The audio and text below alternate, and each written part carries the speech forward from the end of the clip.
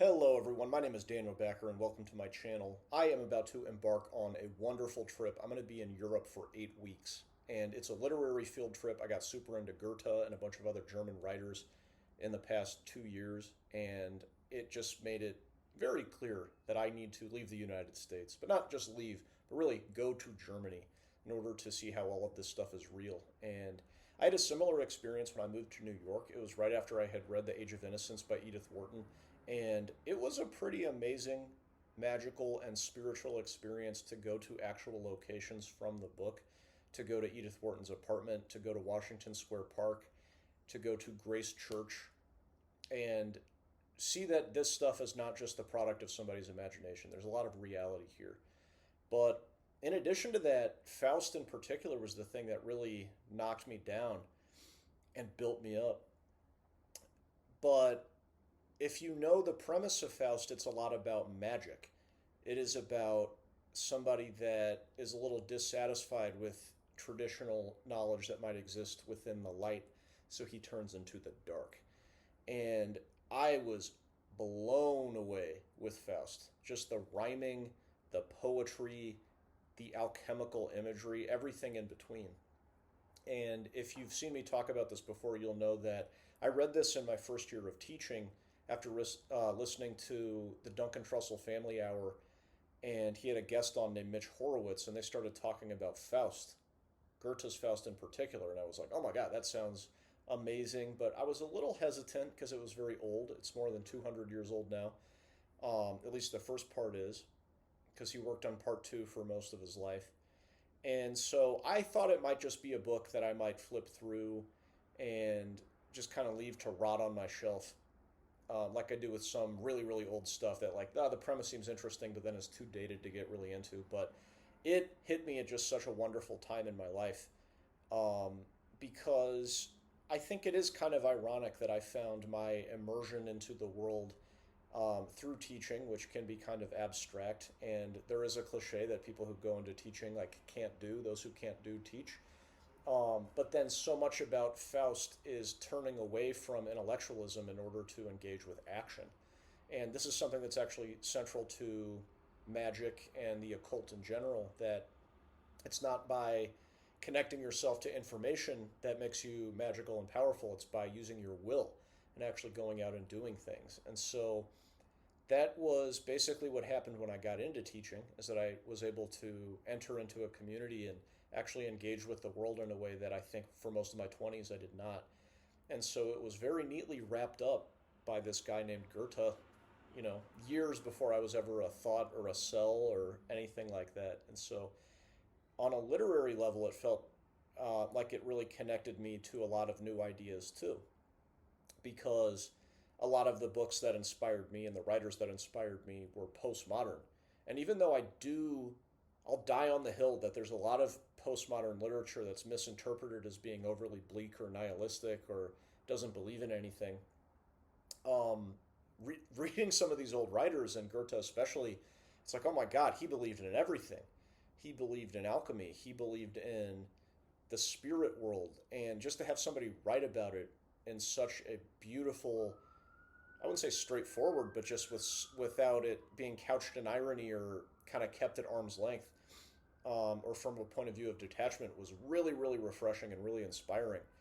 And it's really helped me write this next book, which is also coming to a close as well. The Kingdom of Liminal Space, that you've probably heard me talk about for the past couple years now.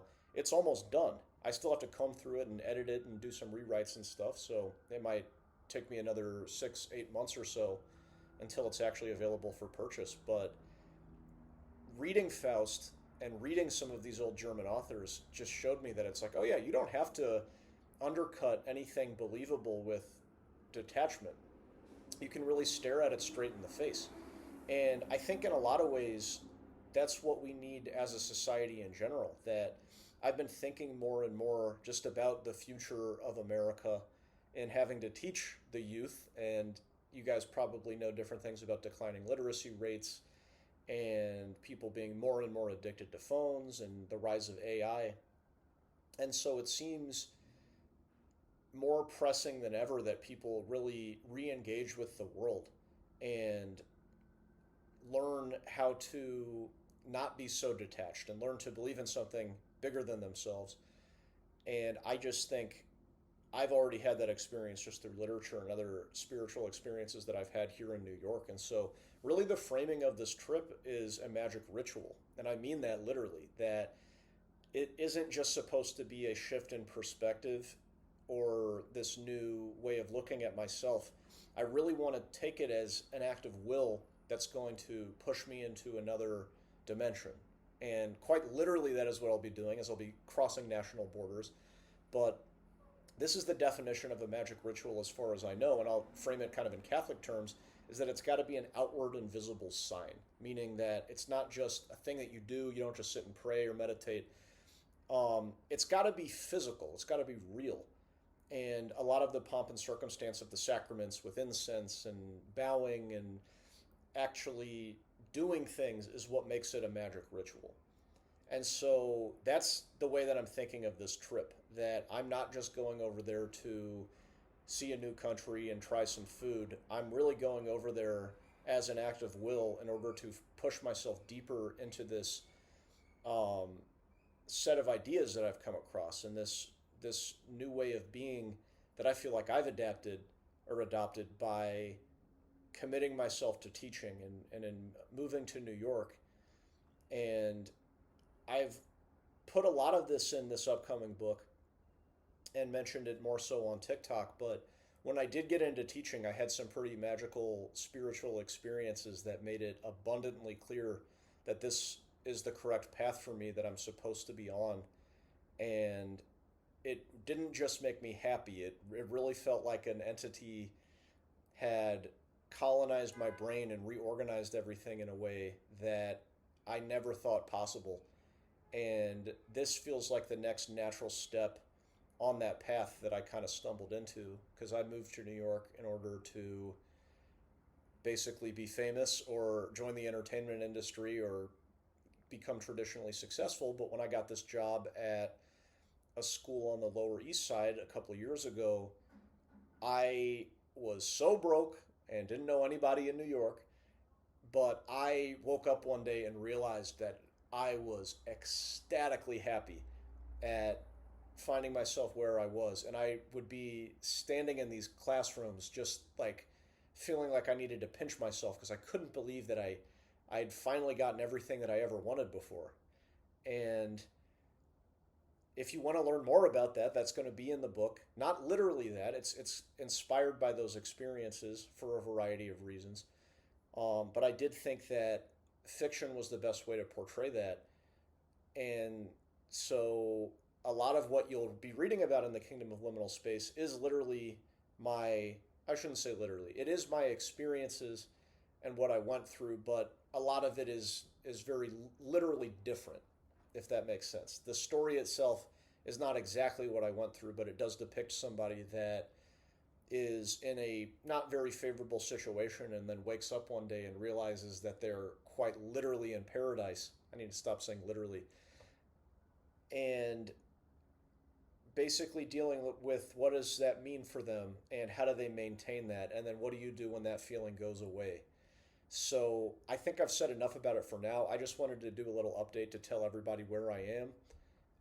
I'm still in New York. I'm leaving in about 2 days, but I'm going to maybe post some videos when I'm over in Europe.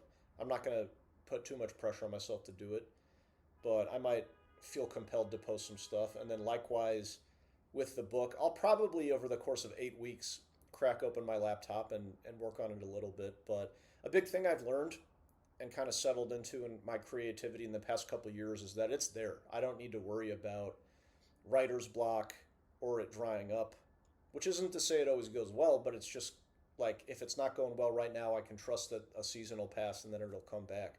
So overall, I'm feeling so positive and a little uncertain about what this trip is going to be for me. But yeah, thanks for watching, and there's a whole lot more to come from Daniel Backer. Signing off. Peace.